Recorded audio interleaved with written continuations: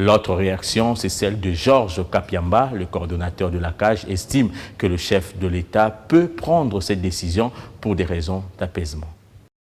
Les assemblées provinciales avaient élaboré des règlements intérieurs qu'elles ont soumis à la Cour constitutionnelle, laquelle la Cour constitutionnelle devait les examiner leur conformité à la Constitution dans les délais de 30 jours parce que le gouvernement n'avait pas sollicité à ce que ce délai soit abrégé, ramené à 8 jours. Et que l'élection des membres du bureau définitif ainsi que celle des sénateurs ont été organisées avant l'avis conforme de la Cour constitutionnelle devant porter sur le règlement intérieur.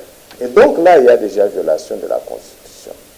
Et je pense que le président de la République, fort de son obligation qui est énoncée à l'article 69, a l'obligation de faire prendre des mesures conservatoires pour que les choses soient refaites conformément à la Constitution. Et là, on peut fonder légalement ses pouvoirs et les mesures qu'il a prises.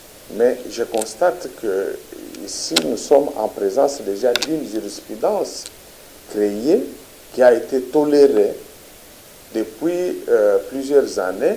Et on a vu cette réunion se tenir, prendre des décisions, s'élargir même aux responsables de la MONUSCO.